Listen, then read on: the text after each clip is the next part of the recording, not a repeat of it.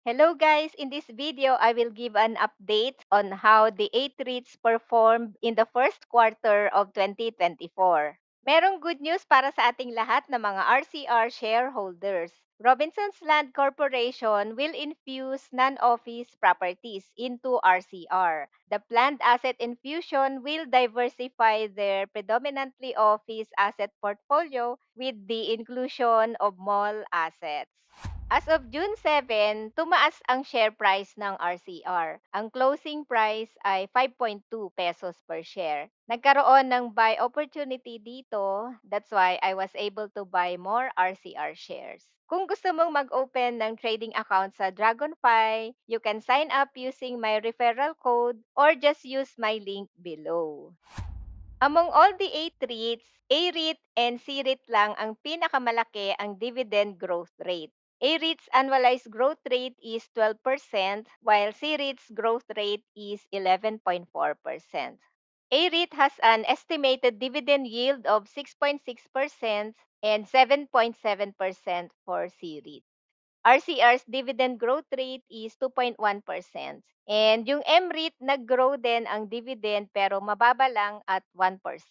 RCR's estimated dividend yield is 7.6% and 7.8% naman for MREIT. Sa DDMPR, nag-decline ang dividend in 2023 versus 2022, negative 9.9%. Same case with PhilREIT. Kaya lang mas malaki ang ibinaba sa dividend ng PhilREIT noong 2023 versus 2022, negative 29.7%.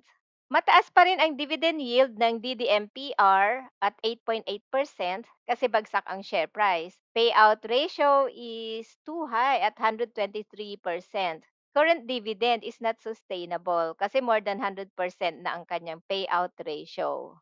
PhilREIT pa rin ang merong pinakamataas na dividend yield at 9.7% kasi bagsak din ang share price. Parehong lagapak ang share price ng DDMPR and PhilREIT since IPO. Marami na ring nagtanong sa akin kung may pag-asa pa bang tumaas ang share price ng DDMPR and PhilREIT, but based sa performance ng dalawang REITs na ito, mukhang matatagalan pa. Kaya ibodega muna kung ayaw mong mag-cut loss, may quarterly dividend naman. Sana mabawi man lang sa dividend ang paper loss dito sa DDMPR and PhilREIT. Meron akong small position sa DDMPR, nasa 1.3% of my portfolio. So 10% paper loss na ako dito sa DDMPR kasi pababa ng pababa ang share price. Kung gusto mo mag-sign up sa Simply Wall Street, you can sign up for an account using my link below. Sa VREIT, nag-grow naman ang dividend from 2022 to 2023. Then biglang tumaas ang dividend pero bumaba rin. Dividend yield is also high at 9.4% with 47% payout ratio. Bago pa lang ang PREIT kaya konti pa lang ang data sa ngayon. Now let's look at the first quarter financial update for 2024. A-REIT is the first, the largest, and most diversified Philippine REIT. Ito ang A-REIT's latest portfolio. They acquired 4 office assets in Ayala Center noong 2023 and now they have a total of 21 office buildings. They have 4 malls located in Makati, Pampanga, Quezon City, and Pasig. And they also have industrial land in Laguna Technopark. Si A-REIT pa rin ang nangunguna sa performance among all the 8 REITs. First quarter revenue is up by 43% and EBITDA is up by 45%. Occupancy rate is 96%. GLA grew by 39%. So now they have 936,000 square meters gross leasable area. So this is another very strong quarter for A-REIT. Sa ngayon, A-REIT ang biggest holding ko sa aking dividend portfolio, nasa 10.9%. C-REIT is the first renewable energy REIT and the largest renewable energy landlord in the Philippines. In 2023, they acquired 7 additional assets located in Pangasinan, Pampanga, and Batangas. Now they have a total of 14 leasable assets with 7.1 million square meters total leasable area. CREIT has 100% occupancy rate and it has the longest WALE of 21.2 years. CREIT's first quarter revenue grew by 26% and EBITDA grew by 19%. It has a steady EBITDA margin above 98%. CREIT is powered by its sponsor, CREC, Citicorp Renewable Energy Corporation, a leading pure renewable energy developer and operator of solar, run-of-river hydro, and offshore wind energy platforms in the Philippines.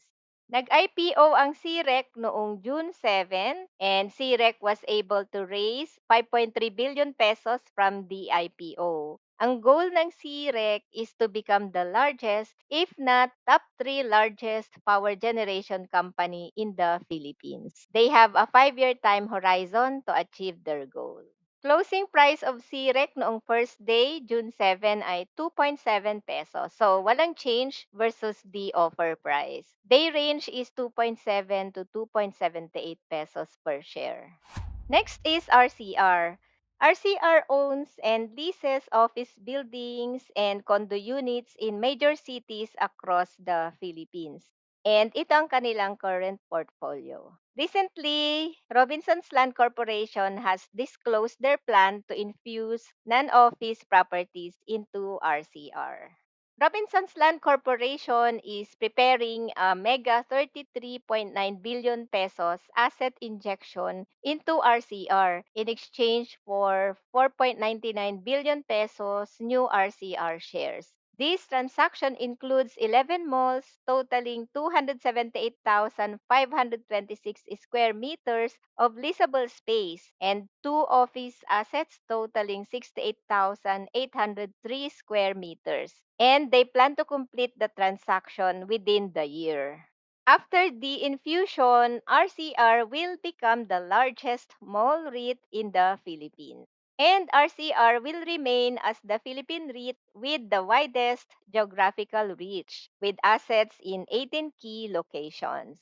RCR's total revenue for the first quarter 2024 amounted to 1.43 billion pesos. It increased by 4% versus the same period last year.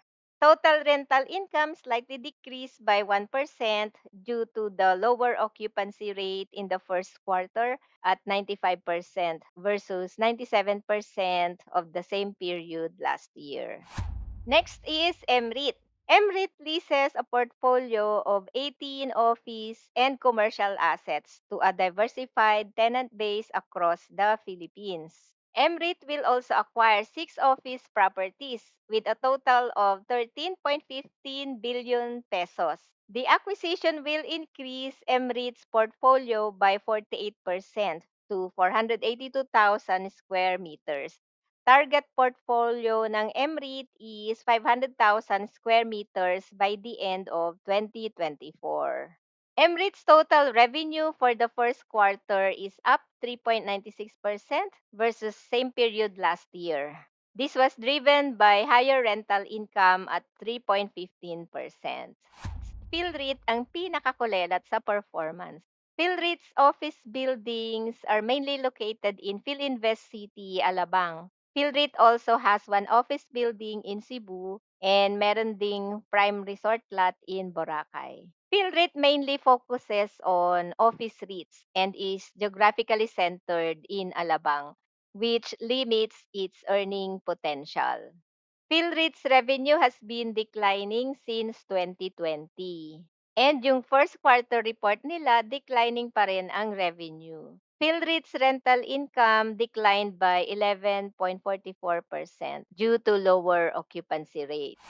Hindi rin maganda ang naging performance ng DDMPR, kaya bagsak ang share price and declining din ang dividend. Kulang din sa diversification ang DDMPR in terms of assets and location, just like PhilReIT. Declining ang revenue ng DDMPR since 2021. And yung first quarter 2024 report nila, gross revenue is also down by 11.7% versus same period year ago. So mukhang matatagalan pa talaga ang DDMPR na makabawi sa share price. Next is VREIT. VREIT is a retail REIT. Its property portfolio consists of 10 community malls and 2 office buildings. The malls are located in Las Piñas City, Cavite, Rizal, Bulacan, Pampanga, and Cebu, while the office buildings are located in Taguig City and Bacoor, Cavite. Nag-increase ang revenue ng VREIT from 2022 to 2023. First quarter revenue is also up by 3.5%. Among all the stocks ni Manny Villar, ito lang yatang dalawang REITs niya, VREIT and PREIT. And yung Golden Haven pa pala ang hindi lumagapak ang share price. Limited pala ang financial data ng PREIT so hindi ko muna isinama in today's update. Top 3 REITs ay number 1, A-REIT, number 2, C-REIT, and number 3, RCR. Pang-apat ang M-REIT.